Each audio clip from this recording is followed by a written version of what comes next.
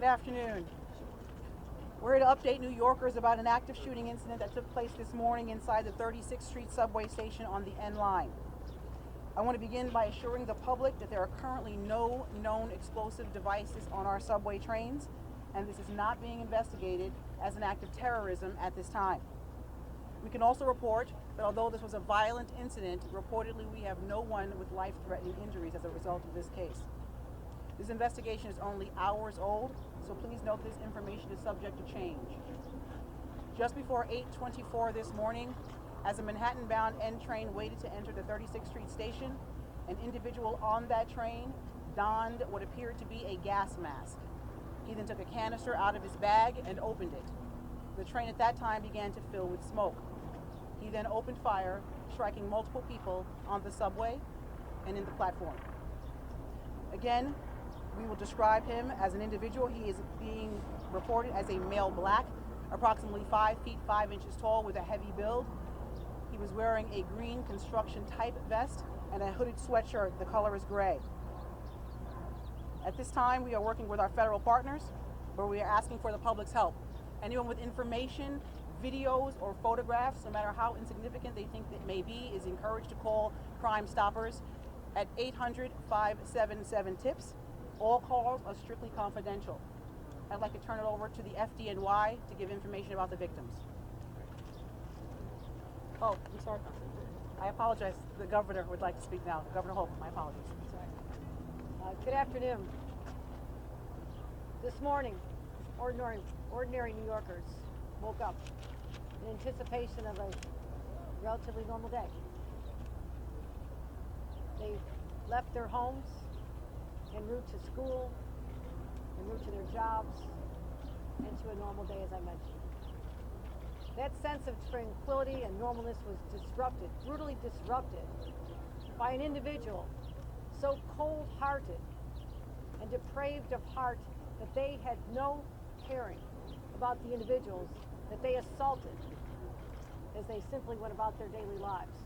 This individual is still on the loose. This person is dangerous. They're asking individuals to be very vigilant and alert.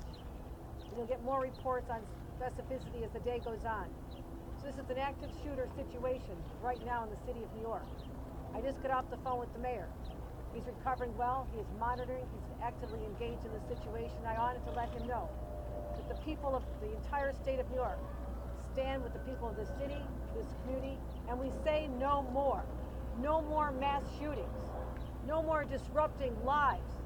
No more creating heartbreak for people just trying to live their lives as normal New Yorkers. It has to end, and it ends now. And we are sick and tired of reading headlines about crime, whether they're mass shootings or the loss of a teenage girl or a 13-year-old. It has to stop. I'm committing the full resources of our state to fight this surge of crime, this insanity that is seizing our city, because we want to get back to normal. It has been a long, hard 2 years. That's what we crave, that sense of stability and normalcy. And this is what the mayor and I are going to continue to work toward. And I thank the partners, the brave people of the MTA, the first ones who had the sense, the drivers of the train, to leave the station to make sure no more victims could be hurt. The NYPD, FDNY, state police, everyone involved in this has one purpose, and is to stop the insanity of these crimes. You'll hear now from our fire department. I want to thank them for being there to help us diffuse a volatile situation, but we'll be giving continued reports as this day unfolds. Again, we ask everyone to be careful, be cautious, report what you see. It is likely that someone out there listening to this is going to help us, lead us to that individual. You have a description of what they're wearing. You know the details. But this is the day we pull together as New Yorkers, united in a common purpose to say no more. And that is what I'm going to continue to do as the governor of the state of New York, working with our local partners right here. Thank you. Governor, good afternoon. This morning, the FDNY received reports of gunshot victims in the subway. Thanks to their quick response, we were able to treat 16 patients. 10 of those patients are suffering from gunshot wounds at this time, and 5 of them are in critical but stable condition in our local hospitals. Yes, we have 16 total patients. 10 of them are suffering from gunshot wounds, and 5 of them are in critical but stable condition at this time. I'm going to pass it over to the MTA for an update on their subways. Okay. First of all, we have to thank the NYPD and the FDNY and the whole team.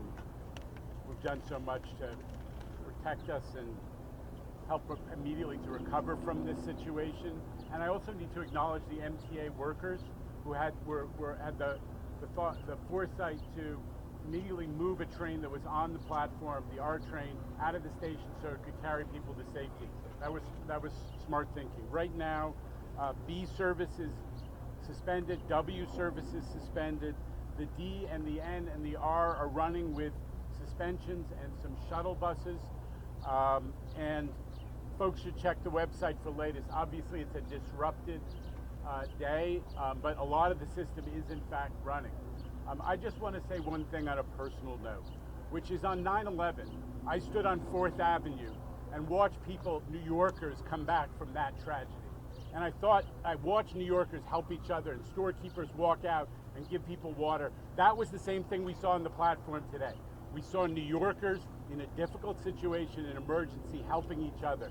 That's the subway riders. That's who New Yorkers are. Every day they're showing people in the subway, which is our public space, that New Yorkers of all varieties can come together in small spaces and get along and create something bigger. That's what we remember in these emergencies, as well as the tragedy and the thought for the quick recovery of the victims. Is New Yorkers are incredibly resilient, just as they are in every emergency, and we thank them for what they've done, and we thank the governor and the mayor for their leadership in all of our recovery from COVID and from every one of these challenges.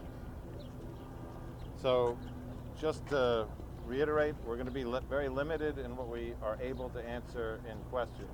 Just to also underline our partners here, we got Mike Reagan. Mike Reagan is the Assistant Special Agent in charge of the Joint Terrorism Task Force with the FBI and NYPD. John DeVito from ATF, who's helping us with tracing efforts and investigation. He's the Special Agent in charge for New York City. We have the Brooklyn District Attorney, Eric Gonzalez, who is also here. And of course, Chief Ken Corey, Chief of Department, and First Deputy Commissioner Ed Caban. We'll start off with questions for the Police Commissioner.